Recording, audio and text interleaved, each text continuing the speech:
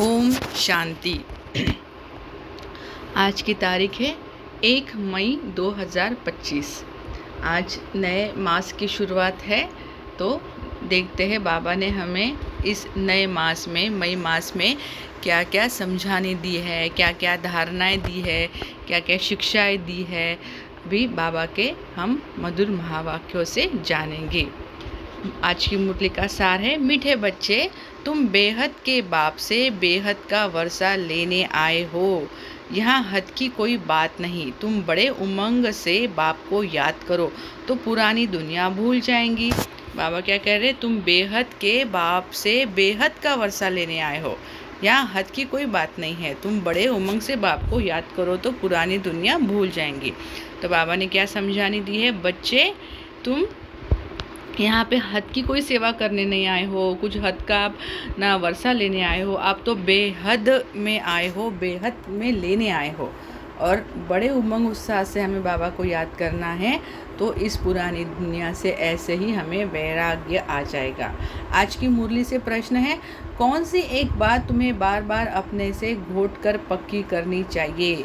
तो देखते हैं बाबा वो कौन सी बात है जो हमें घोटने के लिए कह रहे हैं, यानी पक्का करने के लिए कह रहे हैं।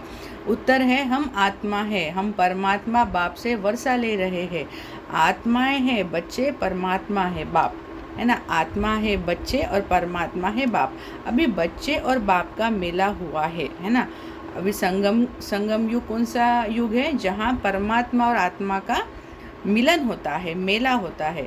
तो यह बात बार बार घोट कर पक्की करो। जितना आत्मा अभिमानी बनते जाएंगे, देह अभिमान मिट जाएगा। तो बाबा हमें ये बात पक्की करना चाह रहे कि हम आत्माएं हैं जो अभी संगम युग पे परमात्मा के साथ मिलन मनाने के लिए आई है। तो आज की मुरली से गीत है, जो पिया के साथ है। ओम शांति। बच्चे जानते हैं कि हम बाबा के साथ बैठे हुए हैं।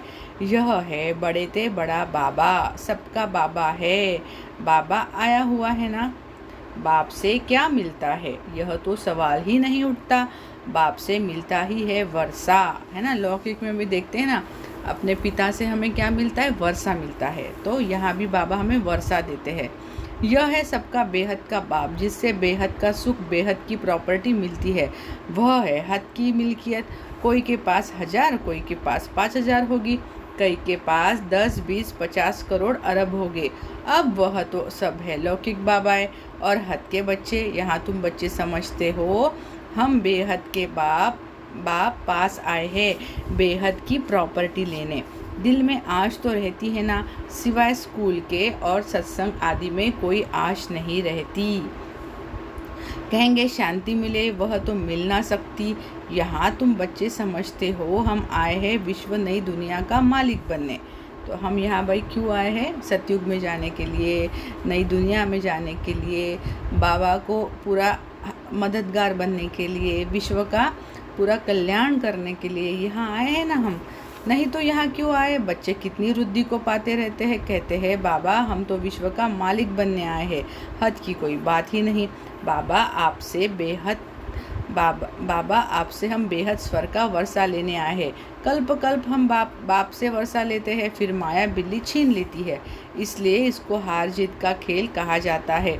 बाप बैठ बच्चों को समझाते हैं, बच्चे भी नंबरवार समझते हैं। यह कोई साधु संत नहीं है। कौन, हमारे शिव बाबा ब्रह्मा बाबा। ये कौन है, ये कोई साधु संत नहीं है। जैसे तुमको कपड़े पड़े हैं वैसे इनको पड़े हैं। यह तो बाबा है ना। कोई पूछेंगे किसके पास जाते हो, तो कहेंगे हम बाप दादा के पास जाते हैं। बाप दादा माना ब्रह्मा बाबा और शिव बाबा, इन दोनों के पास हम जा रहे ना। यह तो फैमिली हो गई। क्यों जाते, क्या लेने जाते, यह तो और कोई समझ ना सके, कह ना सके कि हम बाप दादा के पास जाते हैं। वर्षा उनसे मिलता है। दादा की प्रॉपर्टी के सब हकदार है ना। दादे की प्रॉपर्टी के सब हकदार है। शिव बाबा के अविनाशी बच्चे आत्माएं तो हो ही, फिर प्रजापिता ब्रह्मा के बनने से उनके पुत्र पुत्रियां हो, है ना। तो हम जैसे दादे हो गए ना, ये हम ब्रह्मा कुमारों के बच्चे, है ना, ब्राह्मण, फिर शिव बाबा हमारे दादे, है ना। तो हम पोत्र पोत्रियाँ, तो उनसे क्या मिल रहा है, हमें वर्षा मिल रहा है। अभी तुम जानते हो हम आत्मा है, यह तो बहुत पक्का घुटना चाहिए। हम आत्माएं परमात्मा बाप से वर्षा लेते हैं। हम आत्माएं बाप से आकर मिले हैं। आगे तो शरीर का भान था, फलाने फलाने नाम वाले ही प्रॉपर्टी लेते हैं। अभी तो है आत्माएं परमात्मा से वर्षा लेते हैं। आत्माएं है बच्चे, परमात्मा है बाप, है ना। तो आत्माएं कौन है? हम बच्चे, और परमात्मा सिर्फ एक बाप, शिव बाबा। बच्चे और बाप का बहुत समय के बाद मेला लगता है। तो यहाँ पे है ना कि आत्मा परमात्मा अलग रहे बहुकाल, सुंदर मेला कर दिया जब सद्गुरु मिला दलाल, है ना। तो ये कहावत भी है, ये दोहा भी है। तो एक ही बारी भक्ति मार्ग में फिर अनेक आर्टिफिशियल मेले लगते रहते हैं। यह है सबसे वंडरफुल मेला, है ना, सबसे वंडरफुल मेला। ऐसा मेला कोई कभी नहीं लगेगा। आत्माएं परमात्मा अलग रहे बहुकाल, कौन? तुम आत्माएं, यह भी तुम समझते हो।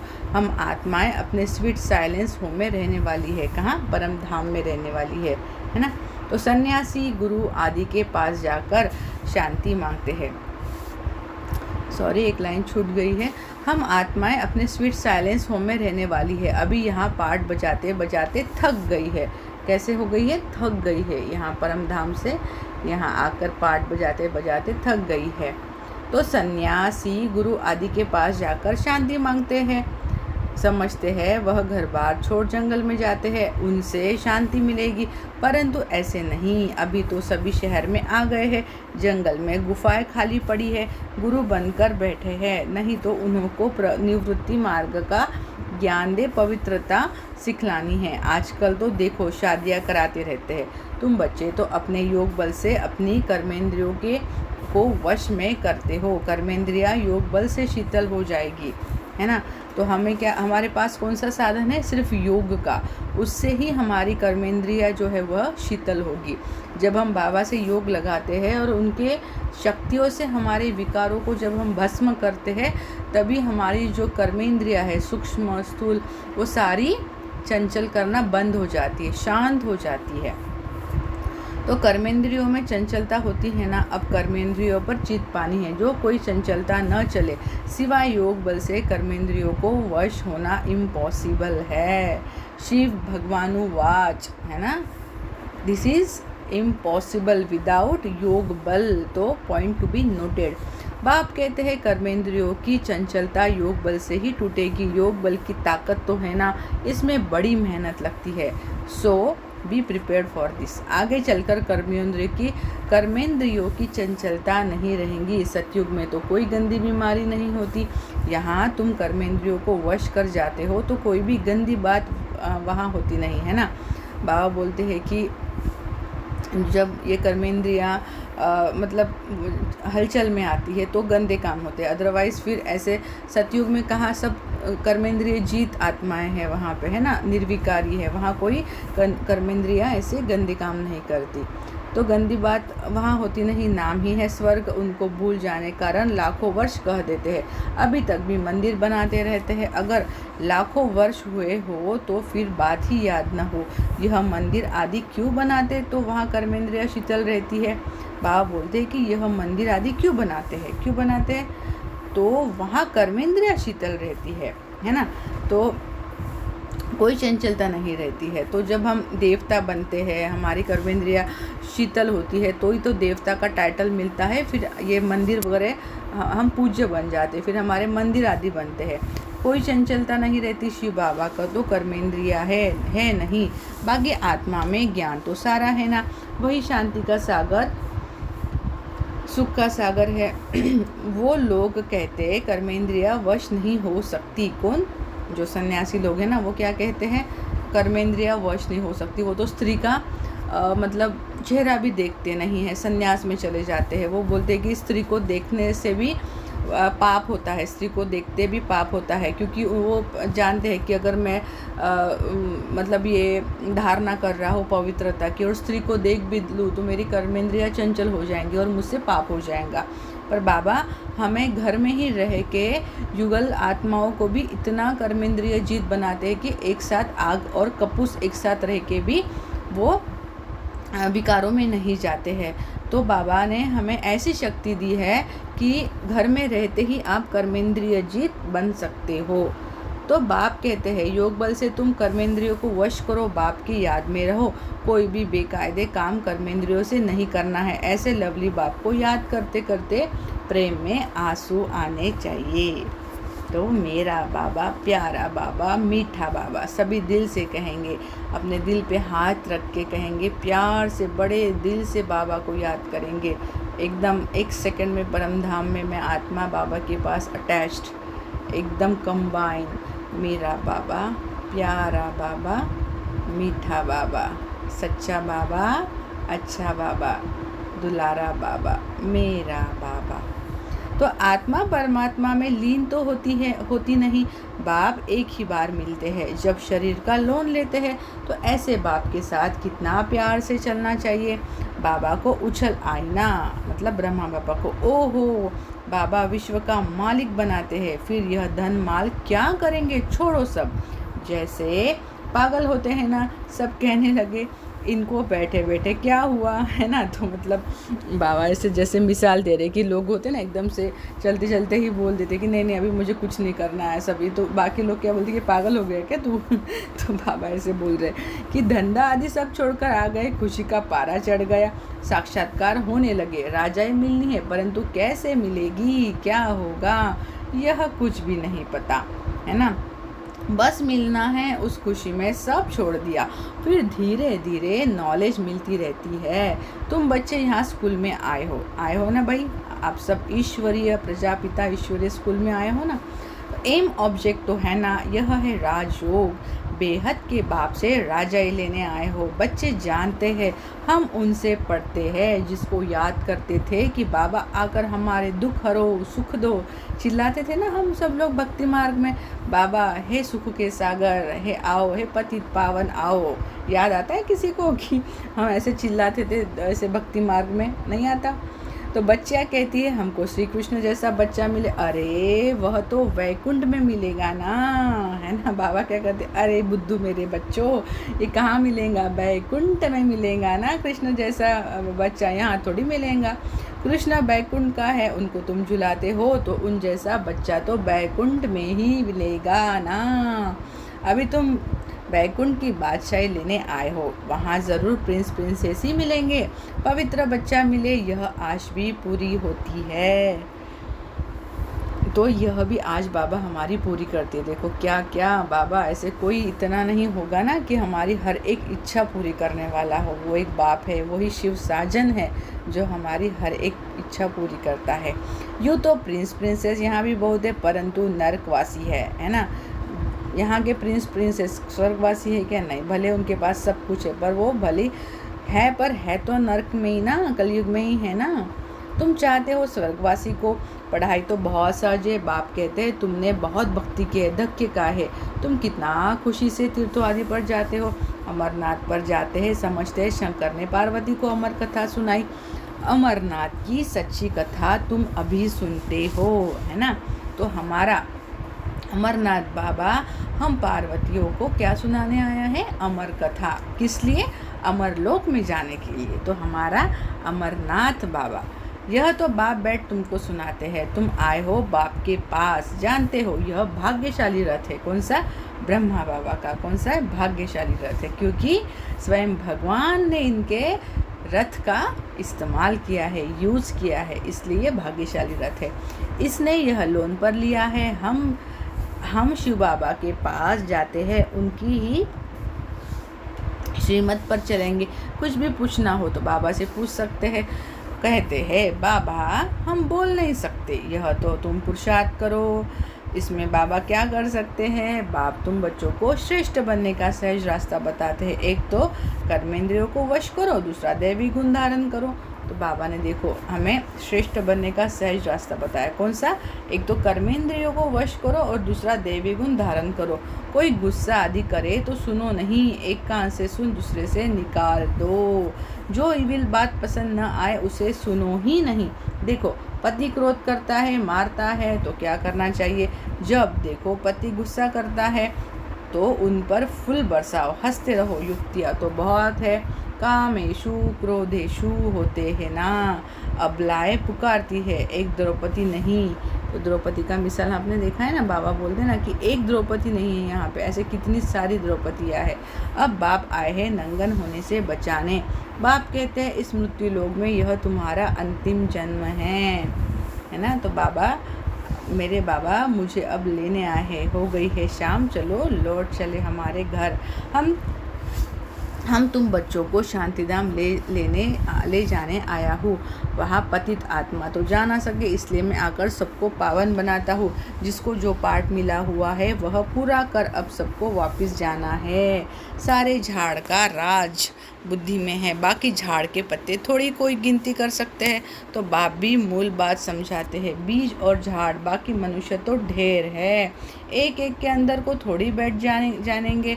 मनुष्य समझते हैं भगवान तो अंतर्यामी है, हर एक के अंदर की बात को जानते हैं। यह सब है अंधश्रद्धा।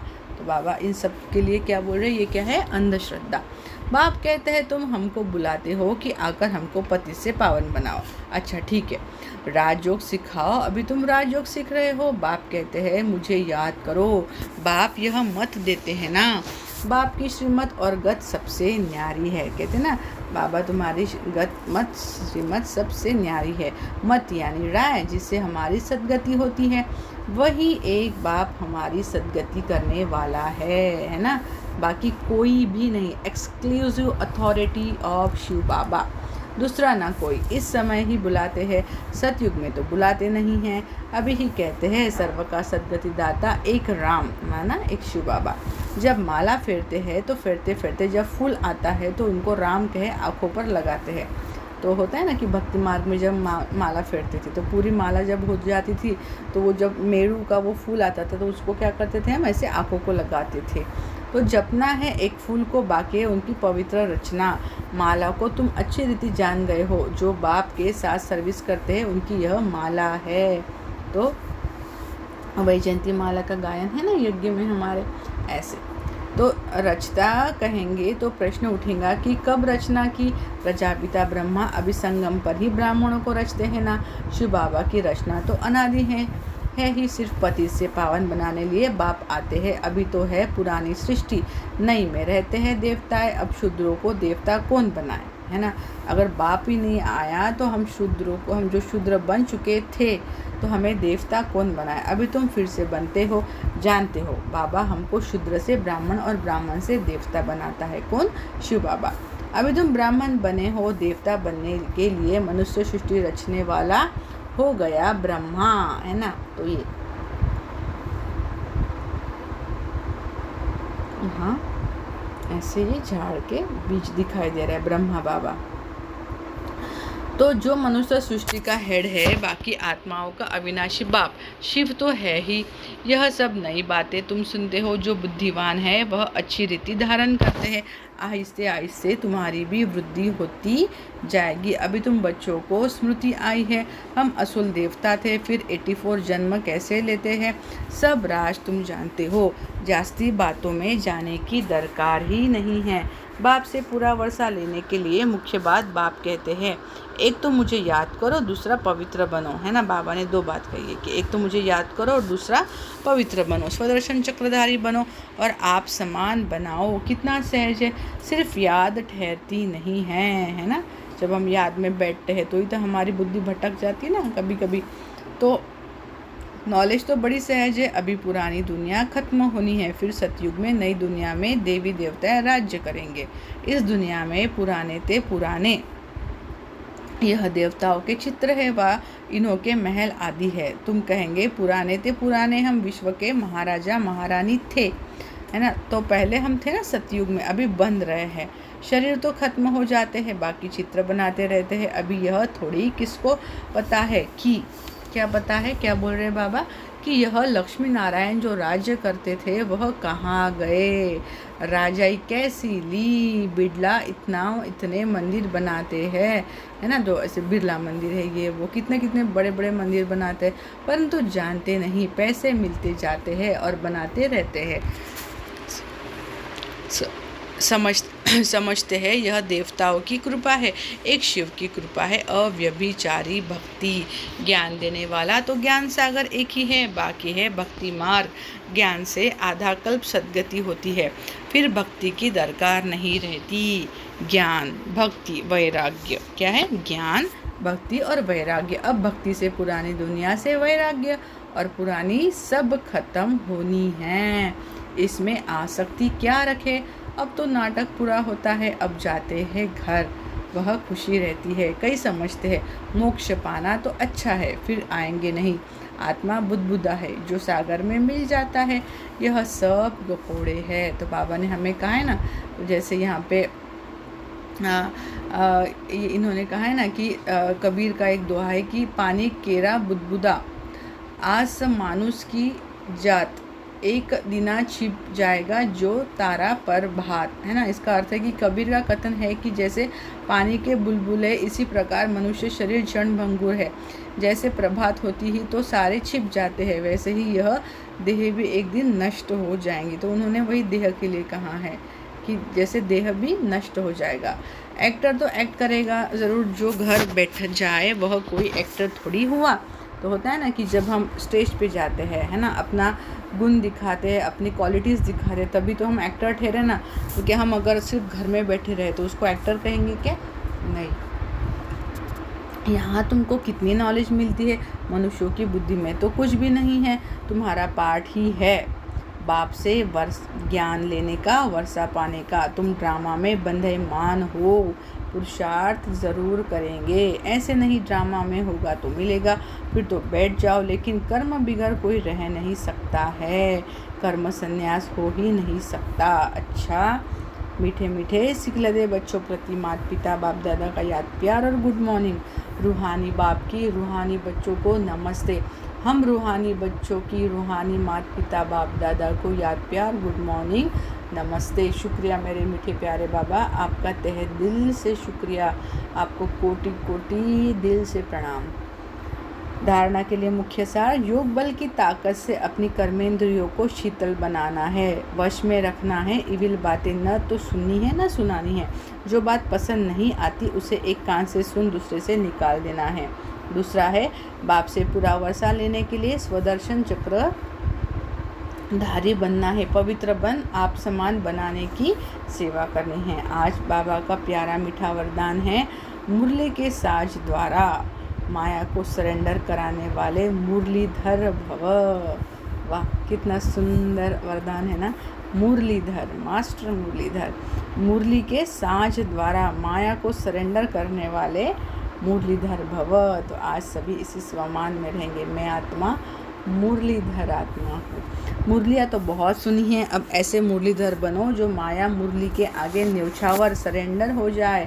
मुरली के रास का साज अगर सदैव बजाते रहो तो माया सदा के लिए सरेंडर हो जाएगी। माया का मुख्य स्वरूप कारण के रूप में आता है। जब मुरली द्वारा कारण का निवारण मिल जाएगा तो माया सदा के लिए समाप्त हो जाएगी। कारण खत्म अर्थात माया खत्म। आज का स्लोगन है, अनुभवी स्वरूप बनो तो चेहरे से खुश नसीबी की झलक दिखाई देगी। आज का नया अव्यक्त इशारा है, टाइटल है उसका, रूहानी रॉयल्टी और प्यूरिटी की पर्सनैलिटी धारण करो। क्या? रूहानी रॉयल्टी और प्यूरिटी की पर्सनैलिटी धारण करो। संगम युगी ब्राह्मण जीवन की विशिष्टता पवित्रता है। प्रवृत्ति में रहते अपवित्रता से निवृत्त रहना, स्वप्न मात्र भी अपवित्रता के संकल्प से मुक्त रहना, यही विश्व को चैलेंज करने का साधन है। यही आप ब्राह्मणों की रूहानी रॉयल्टी और पर्सनैलिटी है। अच्छा, ओम शांति।